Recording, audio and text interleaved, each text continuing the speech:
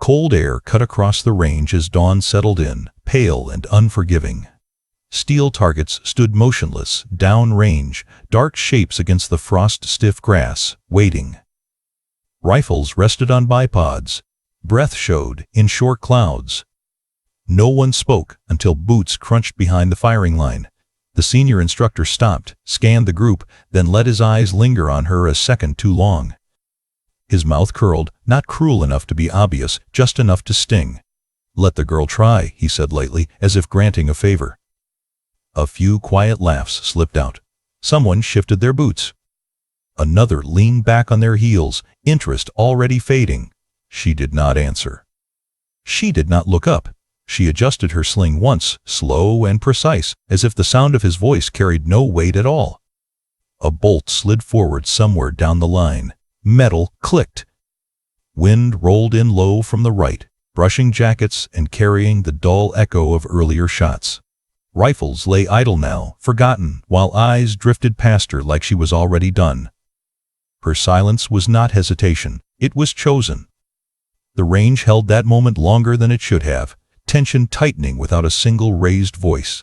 Something about the stillness felt wrong. Not weak, measured. Before we begin, make sure to subscribe to Military and Veteran Stories so you never miss these true tales of courage. And tell us in the comments, where are you watching from today? Her name was Staff Sergeant Brooke Callahan, 28 years old, assigned to a small Army marksmanship cell out of Fort Liberty. On paper, she was steady and useful, the kind of soldier commanders trusted to teach fundamentals, run range days, and keep younger shooters safe. In person, she looked like someone you could pass in a hallway without remembering. Average height, lean shoulders, hair pulled tight, face calm in a way that rarely invited questions. This course was different from what she knew. It was not a home station range with familiar lanes and predictable wind.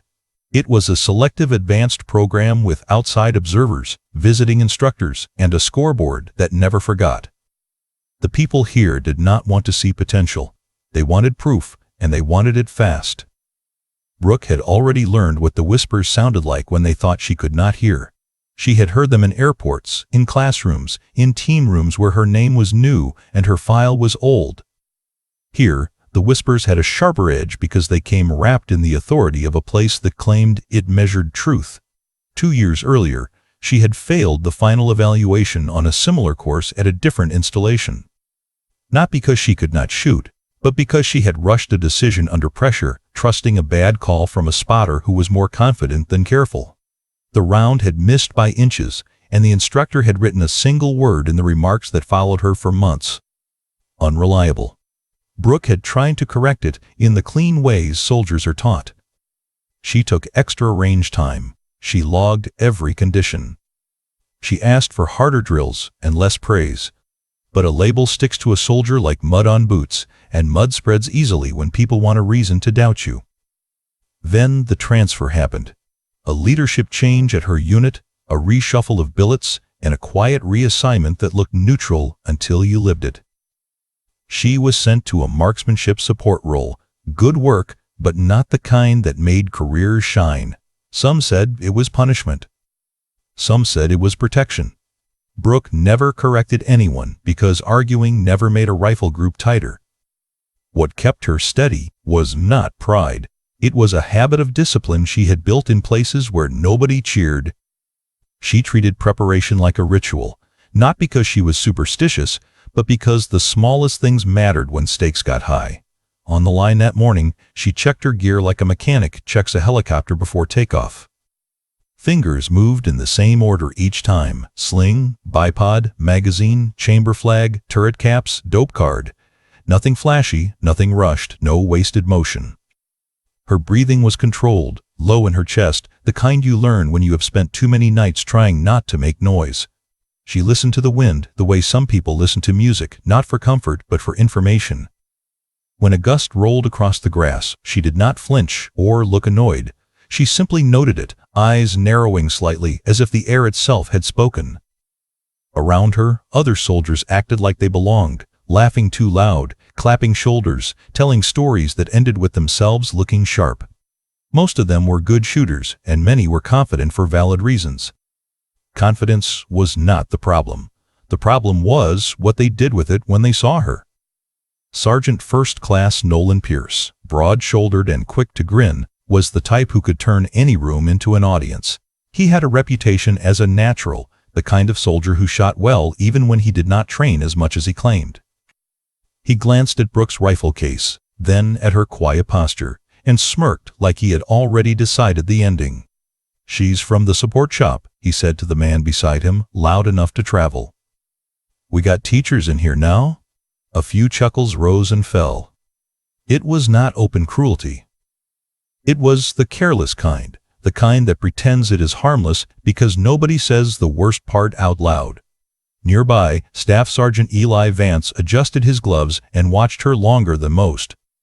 He did not laugh, but he did not step in either. His face held the blank look of someone who had learned to stay out of other people's battles, especially when an instructor might be watching.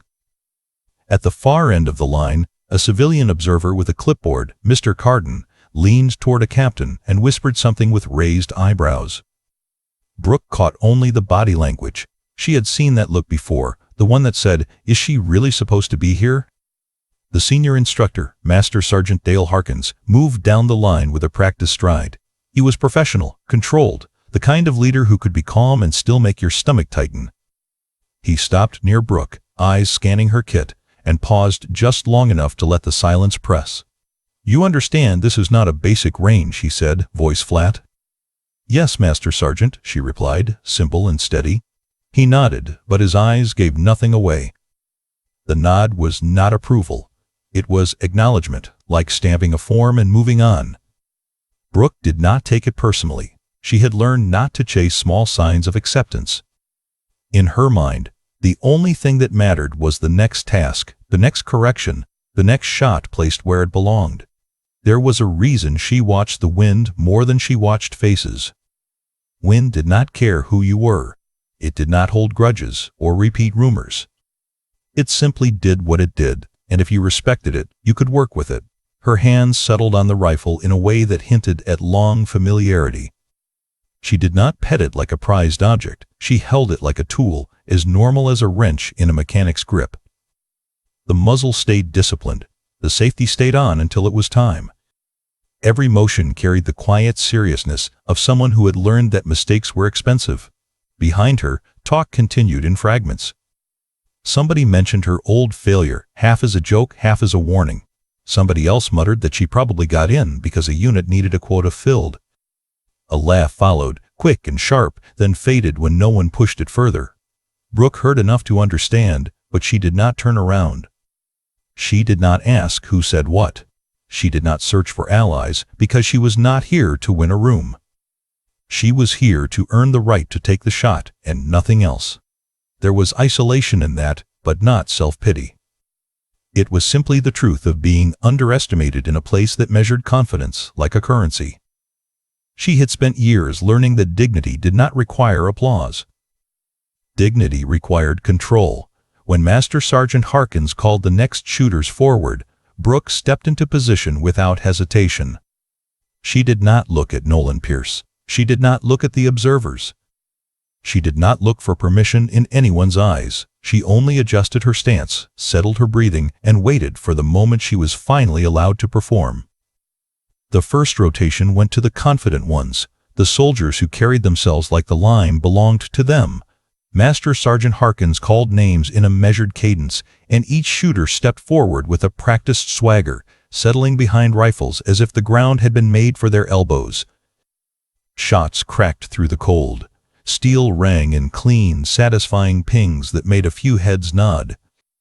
Benchmarks began to form in the air, not written anywhere yet, but felt. A tight group at distance. A clean wind call. A smooth transition. The kind of performance that makes everyone else silently calculate what it will take to stay competitive. Sergeant First Class Nolan Pierce went early, as expected. He shot well, good enough to draw quiet approval from the observers and an approving grunt from a staff instructor beside Harkins. Nolan sat up afterward with a half smile that said he was already counting wins. He glanced toward Brooke like he expected to see her flinch. She did not. Brooke stayed behind the line when she was not called, hands tucked into her gloves, eyes moving over the range like she was reading it. She watched the mirage above the ground. She watched the way the wind pushed the grass in faint waves, right to left, then paused, then returned. While others talked, she listened, not to gossip, but to the environment. After each shooter, instructors gave feedback, quick and sharp, the kind that cut down excuses. But it was not equal. Brooke noticed it without emotion, the way a person notices a storm approaching. A specialist on the line rushed a bolt close and short-stroked it, the rifle coughing instead of firing. He muttered, corrected, and fired the next shot clean. Harkins only shook his head once. "Slow down," he said, then moved on. Another shooter misread a gust and sent a round just off the edge of the plate. The instructor next to him tapped the doe card with a pencil. "Wind changed," he said calmly. "Adjust and send it again." Nobody made a big deal of it. Nobody wrote a story about it. When Brooke's name finally came, it was not with urgency. It was as if Harkins had remembered her because he had to. She stepped forward into the lane assigned to her and immediately felt what it meant. The position was slightly exposed, more crosswind than the others, with a subtle downhill grade that made the natural point of aim harder to settle. It was not sabotage. It was the kind of quiet disadvantage that could be defended as random chance. Nolan noticed too. He leaned toward Eli Vance and murmured, "That lane's gonna eat her alive." His voice carried just enough for a few to hear, and a couple of smiles flickered, then disappeared when Brooke began her setup. She did not rush. She laid out her gear with the same method as earlier, muzzle disciplined, bipod planted, rear bag placed like it had a designated home. She tested her position with micro-adjustments, shifting her hips, letting her body settle until the rifle rested naturally on target without muscle strain. The instructors watched in a way that felt different from how they watched the others. It was more scrutiny than guidance, like they were waiting for her to confirm something they already believed. Harkins stepped close, just off her shoulder. "This is a timed evolution," he reminded her. "Yes, Master Sergeant," she said. "Then don't overthink it." Brooke did not argue. She did not explain that her routine was not overthinking. It was survival. She took a breath and let it out slowly, eyes steady through the optic. Her first shot broke clean. The steel rang sharp and bright. A few heads turned, surprised despite themselves. Not impressed yet, just recalibrating. She cycled the bolt smoothly, no wasted motion, and sent a second round. Another hit. 2 clean impacts, centered enough to matter. Somewhere behind her, a laugh that had been ready to rise got swallowed. People shifted their weight, suddenly paying attention. Then the wind changed. It was subtle, the kind of shift that does not announce itself with drama. The grass lay down differently. Mirage bent in a slightly new direction. Brooke felt it before she saw it fully, a faint pressure on her cheek. She held for it, adjusted, and fired. The round struck the edge of the plate, a hit, but not the clean center she had been building. Harkins immediately leaned in, voice crisp. "That's a miss on the standard," he said, even though the steel had clearly rung. Brooke blinked once, not in confusion, but in restraint. She stayed down behind the rifle, eyes forward, as if she had not heard the unfairness of it. The instructor beside Harkins scribbled on a clipboard. Behind her, Nolan let out a soft sound, not quite laughter, more like satisfaction. "There it is," he muttered. Brooke sent another round, correcting for the next gust. "Clean impact." She sent the next. Another hit. Her pace was controlled, fast enough for the time limit, slow enough to remain deliberate. When the drill ended, Harkins gave feedback in a voice that carried. "You're tentative," he said. "And you're inconsistent." Brooke sat up slowly, removed her eye from the optic, and cleared her rifle without being prompted. She kept her face neutral. "Understood, Master Sergeant," she replied. Eli Vance watched her longer this time. His jaw tightened, like something didn't sit right. He looked toward the plate Brooke had hit repeatedly and then back to Harkins, but he stayed silent. What would you have done in that moment? Would you have stayed quiet or stood up for her? The next iteration was harder. The targets moved farther. The wind picked up. The time windows narrowed. This was where the course separated shooters who were talented from shooters who were dependable. Again, Brooke was placed late in the order. Again, she was given a lane that caught more crosswind than most. Again, the commentary around her sharpened without crossing a line that would force correction. A captain observer with a clean uniform and a stiff posture asked Mr. Carden quietly, "That's the one with the prior fail, right, Mr. Sive?" Carden nodded, eyes still on the clipboard. Nolan Pierce spoke just loud enough to be heard by a few. "Some people just aren't built for this level," he said, like he was stating a fact, not making an attack. Brooke ignored him, but the pressure pressed in anyway, heavy and constant. Not because she believed them, but because she understood what their doubt could cost her. This record was not about bragging rights. It was tied to qualification, a slot on a specialized team that needed shooters who could make decisions under stress. It meant access to missions where lives depended on calm precision. It meant being trusted again, fully, not as the soldier who ran ranges, but as the soldier who could be relied on when everything went sideways. If she failed here, the story would write itself. Not ready, still unreliable. Should never have been invited. The third iteration introduced a new element, an unknown distance problem and a limited number of rounds. It forced judgment. It forced confidence. Several shooters struggled. One man overcorrected twice and missed in sequence. The instructor clapped his shoulder afterward. "You're close," he said. "Don't let it get in your head." Brooke watched it happen and felt the imbalance like a weight in her chest, but she did not show it. When her turn came, she settled in and began her routine, but the cold had started to seep deeper. Her fingers were stiff even inside gloves. The wind bit harder across the open lane. She took a measured breath, ran the numbers on her dope card, and confirmed the smallest detail before sending the first round. Hit. Clean. A murmur moved through the group. Not laughter this time, something else. Uncertainty. Her second round hit as well, tighter than expected. Her third was a clean center impact, the kind that makes instructors stop pretending they are not impressed. Then a voice cut in from behind, an assistant instructor calling out a correction to another lane, and Brooke's concentration broke for half a second. It was not panic. It was a human response to sudden noise, the tiniest flicker of attention. Her next shot went just off the plate. Harkins reacted instantly, louder than necessary. "That's what I'm talking about," he said, voice sharp. "You lose focus, and you're done." The words hung in the air. The range felt smaller. The cold felt sharper. Brooke kept her face still. She cleared her rifle between shots with perfect discipline. She adjusted and fired again. Hit. Another hit. She recovered without drama. But the damage had been done, not to her performance, but to the way people were being allowed to talk about it. Behind her, a couple of soldiers exchanged glances.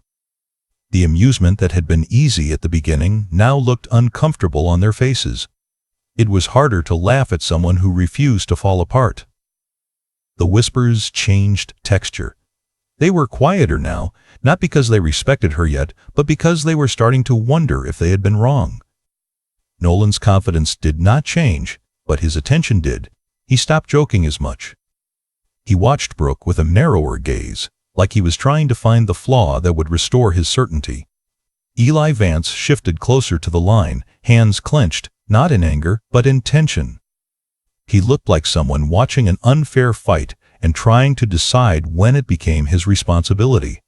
Brooke finished the iteration and stood, rolling her shoulders once as if releasing a locked muscle.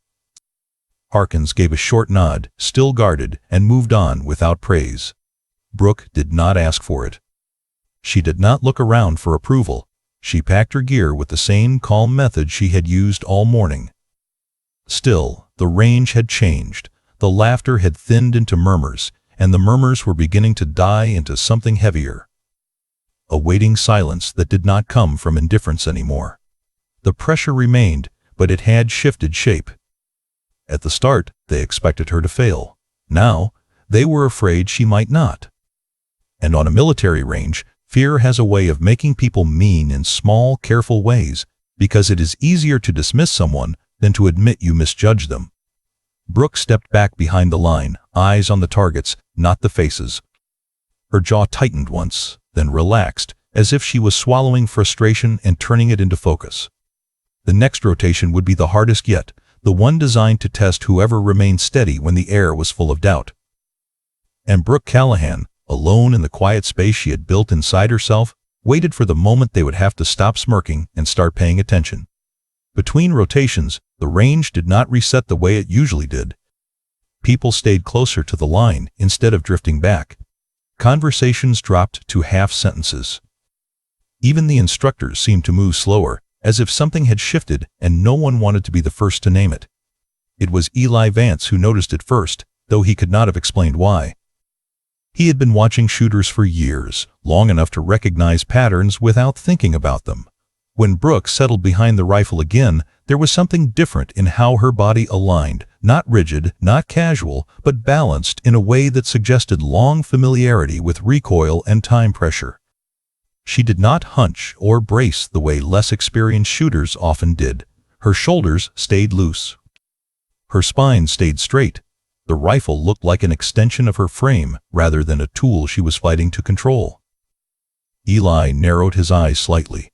He had seen that posture before, not in training courses, but in places where mistakes were not graded, they were paid for. Another detail caught his attention when she adjusted her optic. She did not dial the turret the way most shooters were taught on this course.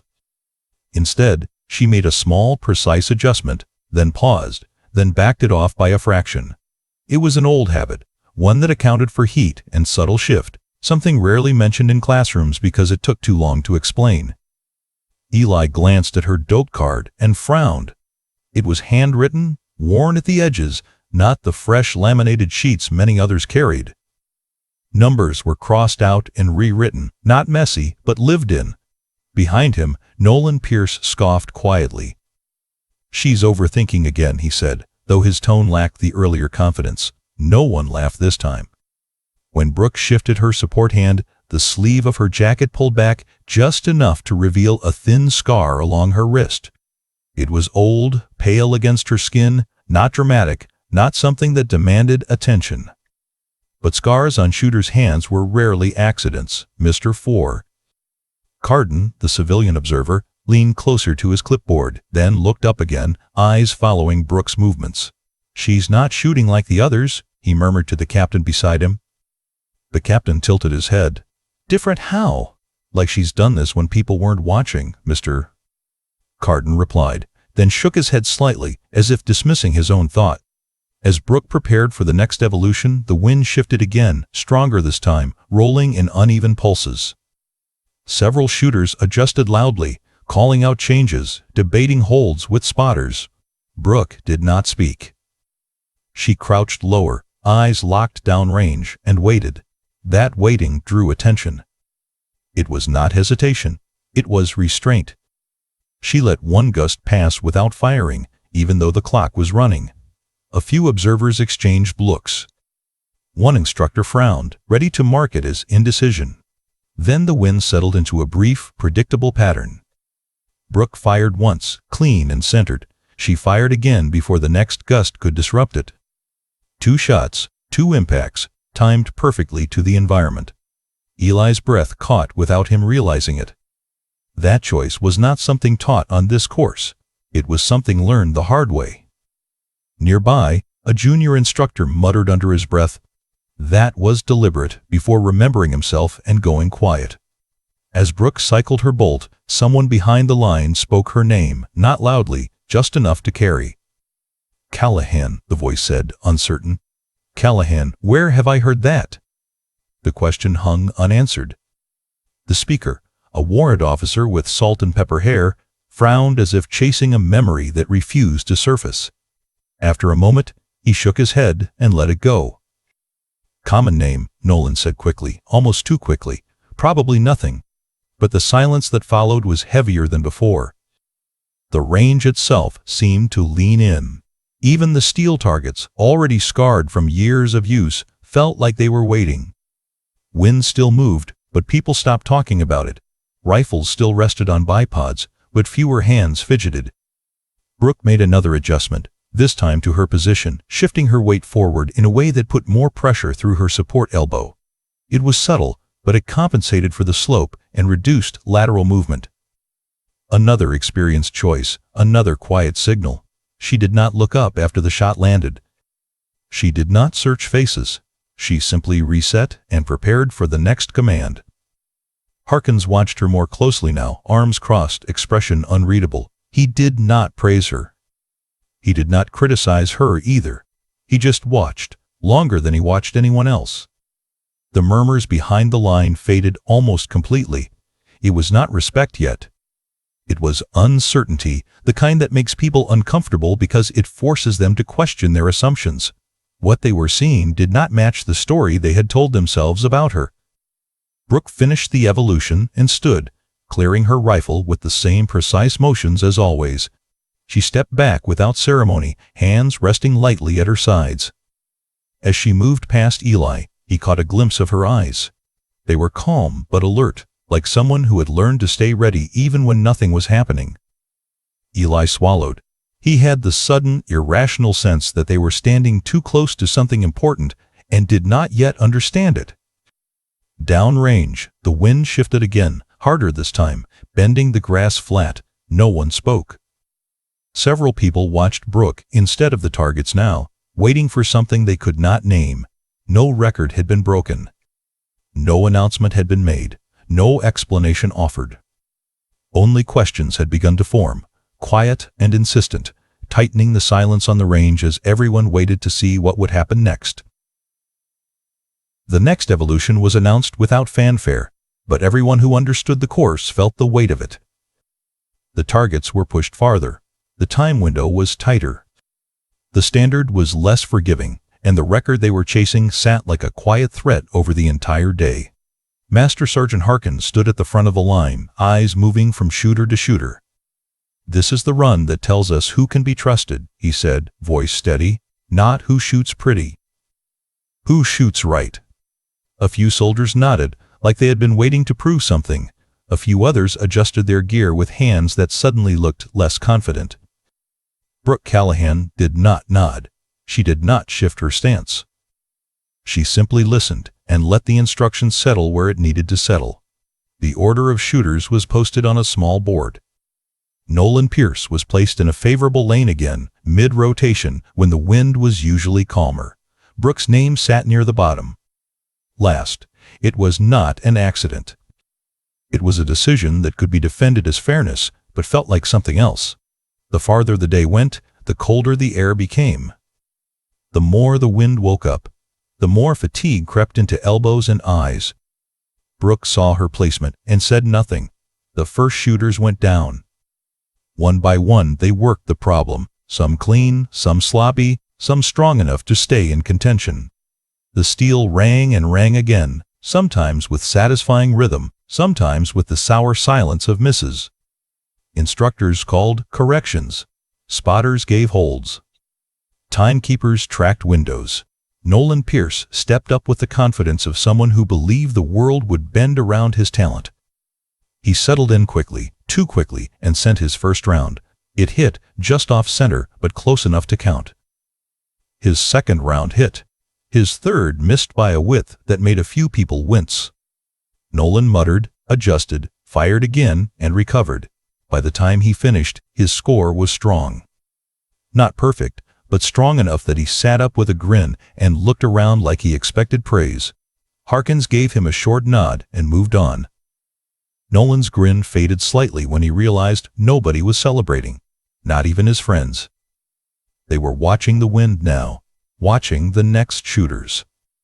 Watching the day tighten, Eli Vance shot after Nolan. He was solid, dependable, and he knew it. His hits came steady, his misses rare, his breathing controlled. When he finished, he did not smile. He looked toward Brooke's lane and then away, as if he did not want anyone to catch him doing it. Between rotations, Mr. Carton stepped aside with his clipboard and spoke quietly into a phone. He kept his voice low, but the posture of his shoulders suggested he was asking a question, not reporting a result. The captain observer leaned over the board and traced a finger down the roster. His brow furrowed, and he looked up toward the far end of the line where Brooke waited. "Callahan," he said under his breath, almost like testing the name on his tongue. Mr. Carden did not answer, but his eyes stayed on Brooke longer than before. As the day wore on, the wind grew sharper, cutting across the lanes in uneven bursts. Mirage bent and twisted. The steel targets downrange looked smaller, darker, more distant, like they were drifting away. Shooters began to show strain. A man who had been strong earlier started chasing his misses, sending rounds too quickly, letting frustration lead. Another shooter overcorrected, then undercorrected, his confidence leaking out with each wasted second. Harkins stayed calm, but his gaze hardened. "Stop chasing it," he said to one soldier. "Read it. Respect it." By the time Brooke's turn came, the line was quieter than it had been all day. Not silent, but subdued. The kind of quiet that happens when people start to realize a story might end differently than they expected. Brooke stepped forward when her name was called, moving with the same deliberate pace she had used from the start.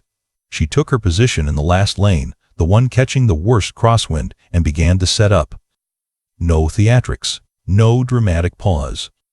No sharp breath meant to signal she felt the pressure. She unfolded her bipod. She set her rear support. She checked her chamber.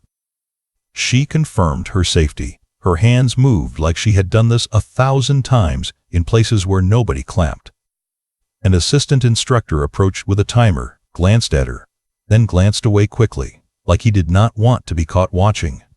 Harkins stood a few steps behind her. He did not say anything at first. Brooke settled behind the optic, and something in the way she aligned her body made the lane look different. It was not flashy. It was not aggressive. It was simply correct. Every point of contact stable, every muscle relaxed where it could be. She took a slow breath and let it out. The timer beeped. Brooke did not fire. A few seconds passed. The wind rolled across the grass in a hard, uneven pulse. Several people shifted, expecting her to rush, expecting her to waste time the way others had. She still did not fire. Harkins's head tilted slightly. An instructor beside him frowned. Behind the line, Nolan Pierce's lips parted as if he wanted to say something, then closed again. Brooke waited until the gust passed and the mirage settled into a brief, readable pattern. Then she sent one round. The steel rang, clean and centered, the sound sharp enough to cut through the cold. She cycled the bolt smoothly. No hurry, no panic. She fired again in the same narrow window. Another centered hit. A murmur rose and died in the same breath. Not laughter, not disbelief. Something closer to unsettled respect. Brooke made a small correction, barely visible, and fired a third round. Hit. She paused again, letting the next gust run its course instead of fighting it. It was the kind of patience most shooters did not have when a timer was ticking. It was a choice that did not look brave, but was. That was the preliminary action. Not a dramatic long shot.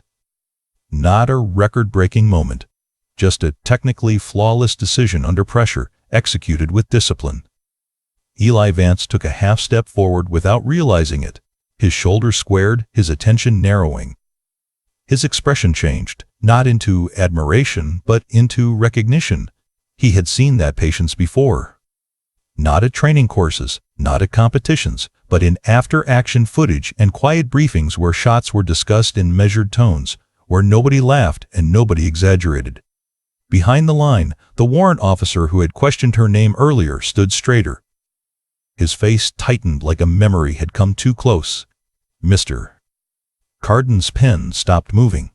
Brooke continued, shot by shot, never rushing, never wasting. Her impacts were not perfect in a way that felt impossible. They were perfect in a way that felt earned. Harkins watched her through narrowed eyes. When a gust threatened to push her off target, she did not fight it. She waited. When a lull appeared, she used it. Steel rang again. And again. At one point, a shot landed slightly off-center, still a hit, but just enough to remind everyone she was human. Brooke corrected calmly, like she had expected to adjust all along. Harkins opened his mouth as if to speak, then paused. He paused longer than anyone had seen him pause all day. The pause did not mean he was unsure. It meant he was recalculating. The instructor beside him whispered something, and Harkins shook his head once, slow, as if telling him to hold that thought. On the board nearby, the timekeeper quietly updated numbers. Another instructor, one of the older ones, walked over and checked the entries. He leaned closer, then leaned closer again. He traced the line with a finger. Then he checked it twice. The record was there in black ink, written from a prior class, tied to an evaluation that had become legend in this program. It was not a trophy record. It was a standard record, proof that someone had once performed under this exact pressure and conditions better than anyone else. The older instructor looked from the board to the steel down range, then back to the board again. His mouth tightened. He turned to Mr. Carden and spoke quietly, but the tone carried urgency. "What's her running total?" he asked. Mr. Carden hesitated, then answered in a voice that sounded almost unwilling. "She's on pace," he said. The words fell like a weight. On pace, not close. Not maybe, on pace. Nolan Pierce heard it. His posture changed. His chin lifted, as if he had been slapped by the idea. He tried to keep his face neutral, but his eyes gave him away. The confidence he had worn all morning wavered. A few soldiers behind him stopped pretending they were not watching. Their bodies angled toward Brooks Lane. Hands that had been casually resting on slings tightened. Breaths were held without anyone meaning to. The crowd dynamics shifted again. The early amusement was gone. The discomfort had been replaced by something sharper. Fear. Not fear of Brooke, but fear of being wrong about her. Fear of having laughed at someone who could outshoot them under the worst conditions of the day. Brooke did not look up. She did not react to the murmurs. She did not seem to notice that the entire line had bent around her. She kept doing what she had come to do. Her final few shots of the evolution landed with the same controlled rhythm. She used the wind instead of fighting it. She treated time like a resource, not a threat. When the timer beeped to signal the end, she held her position for a second longer, then slowly lifted her head, cleared her rifle, and stood. No raised arms. No smile, no glance toward the board. She stepped back behind the firing line, as if she had just completed another routine drill. Harkins did not speak right away. He stared downrange, then at the scorekeeper, then back at Brooke. The older instructor at the board swallowed and looked at the numbers again. He checked them a third time. Eli Vance exhaled slowly, like he had been holding his breath for minutes. Nolan Pierce's mouth opened as if he wanted to say something, then closed again. His smirk was gone. In its place was a tight, uneasy line, the look of someone watching their own certainty collapse. Brooke stood in the cold, hands relaxed at her sides, eyes forward, waiting for whatever came next. Her face showed nothing that could be mistaken for pride. She had not broken the record yet. But everyone on that range could feel it. The record was no longer a legend on a board. It was a living possibility, standing quietly in the last lane, saying nothing, asking for nothing, only waiting for the next command. The sound of boots approached from behind the line, slow and deliberate, cutting through the quiet in a way that made several people turn without knowing why. A senior figure stepped forward from the cluster of observers, a colonel with silver at his temples, and a presence that did not need volume to be felt. His uniform was plain, unadorned, the kind worn by someone who had stopped trying to impress years ago. He did not speak at first. He walked the length of the firing line, eyes scanning the lanes, the targets, the wind indicators fluttering unevenly in the cold. He paused near the board where the scores were tracked and studied it in silence. The older instructor beside it straightened unconsciously, hands clasped behind his back. The colonel leaned closer, read the numbers once, then again. His expression did not change, but his posture did. Shoulders squared, chin lifted a fraction. He turned slowly and looked toward the far lane, toward Brooke Callahan. She stood where she had finished, rifle cleared, hands relaxed, gaze forward. When his eyes met hers, she did not stiffen. She did not look away either. She held the look with calm familiarity, like someone accustomed to being seen without needing to be noticed. The colonel stepped closer, stopping just inside the line. He took in her stance, her gear, the small, deliberate way she carried herself. He nodded once, almost to himself. For a long moment, the only sound on the range was the wind moving through dry grass. Then he spoke. "Staff Sergeant Callahan," he said, voice level, carrying without effort. "Yes, sir," she replied. "You were assigned to the Precision Overwatch element in Wardak Province," he said, not as a question. Brooke blinked once, slow and controlled. "Yes, sir." The words landed like a weight. Several people froze where they stood. Eli Vance felt his stomach tighten as memory snapped into place. Nolan Pierce's face drained of color. The colonel did not elaborate. He did not explain what that assignment meant or why it mattered. He did not list citations or events. He did not need to. "I remember the reports," he continued. Sparse. Clean. No wasted motion. He glanced downrange, then back at her. "Same habits." Brooke said nothing. The colonel turned to Master Sergeant Harkins.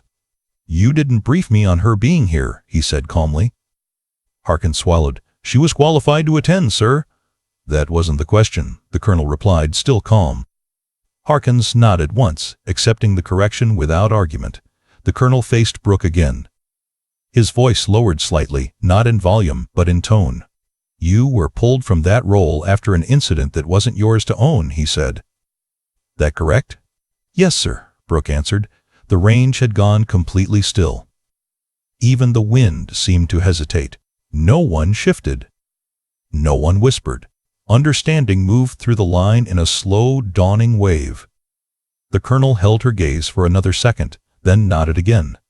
"Good to see you back where you belong." That was all.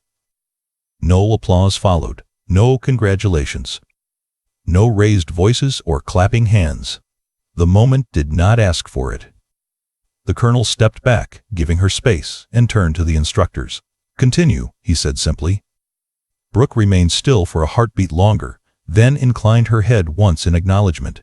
She did not smile. She did not react beyond that. Around her, faces had changed. Eyes softened, jaws unclenched.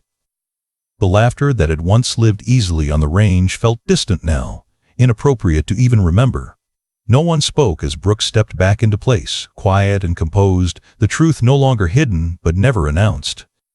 The silence that followed was not empty. It was respect.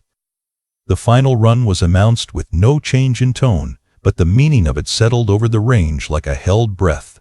Targets were reset. Win flags twitched unevenly. The numbers on the board remained untouched, waiting. Brooke Callahan stepped forward when her name was called, the same way she always had, no hesitation. No visible weight carried on her shoulders.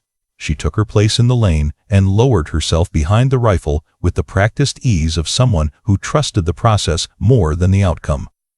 The colonel stood just behind the instructors now, hands clasped, eyes forward. Master Sergeant Harkins checked his watch, then the wind, then nodded to the timekeeper. The timer beeped. Brooke waited. It was not dramatic. It was deliberate. The wind pushed hard from the right, uneven and biting. Mirage bent sharply. Several people flinched, expecting her to fire anyway. She did not. She adjusted her rear support by a fraction, exhaled slowly, and let the gust pass. The range was so quiet that the sound of her breathing seemed loud to those close enough to hear it. Then the air settled. Just enough. She fired. The steel rang, clean and centered, the sound sharp and unmistakable. She cycled the bolt smoothly and waited again. Another breath. Another lull. The second shot landed just as clean. No one moved. Brooke made a minor correction, almost imperceptible, accounting for the cooling barrel and shifting wind. She did not rush. She did not chase. The third shot struck center mass on the plate, the echo rolling back across the range like a confirmation. The record was still intact, but only barely. She paused longer this time, letting the next gust burn itself out. Time ticked. The timer counted down silently.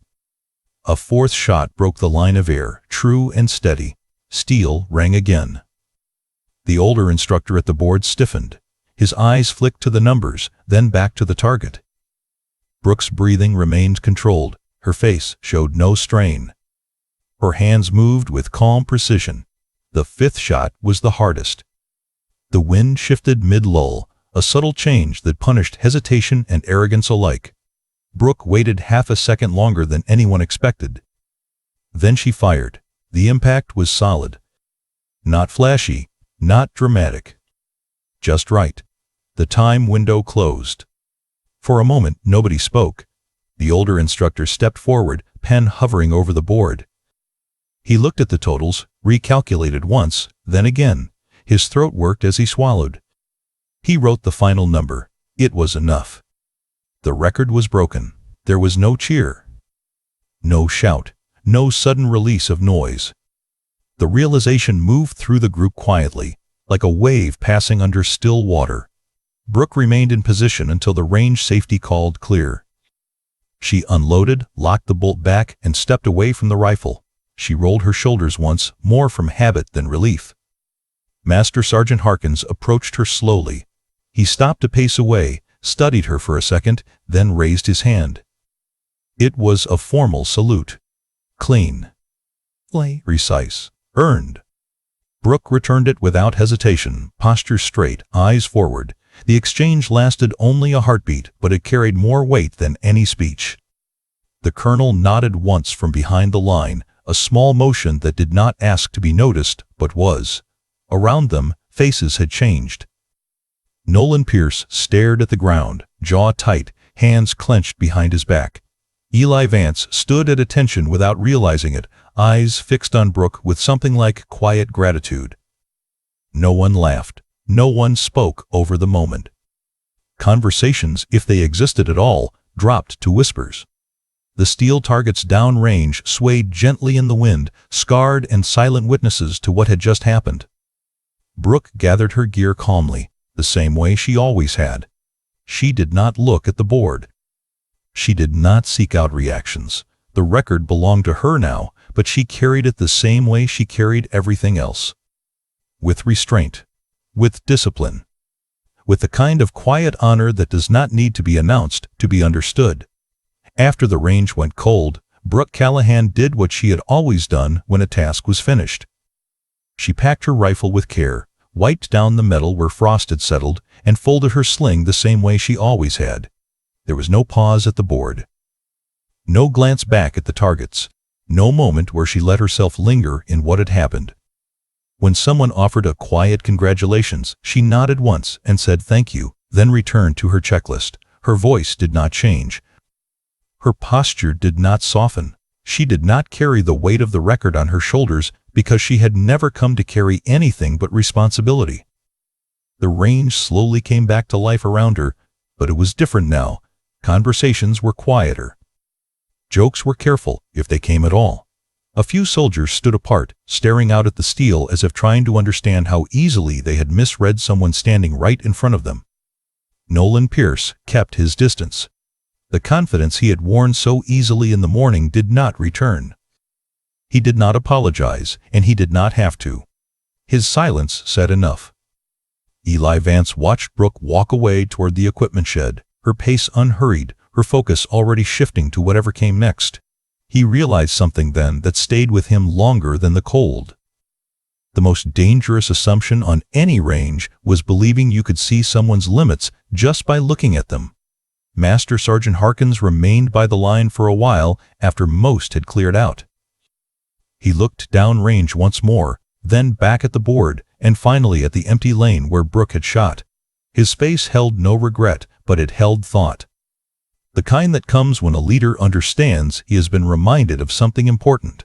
Brooke finished stowing her gear and helped another soldier carry equipment without being asked. She checked the loose strap on a case that was not hers. She moved through the routine like the record had never existed, because in her mind it had never been the point. Some people serve loudly. Others carry their strength in silence, showing it only when the moment demands everything they have and no one is watching for applause. The range would remember the number written on that board, but the people there would remember something else entirely. The way restraint held under pressure, the way humility walked away without asking to be seen. Because real courage does not announce itself, it simply does the work and leaves the rest to speak for itself. Stories like this matter because so much of service happens quietly, far from applause or recognition. They remind us that strength is not always loud, and courage does not always look the way we expect it to. In the military, the people who carry the heaviest responsibility are often the ones who ask for nothing in return, trusting that discipline and integrity will be enough. These moments are not about records on a board or names remembered for a day. They are about standards upheld, trust restored, and the quiet professionals who keep showing up ready, no matter who doubts them. If you enjoyed this story, please subscribe for more military and veteran stories. These stories keep the courage alive for generations to come.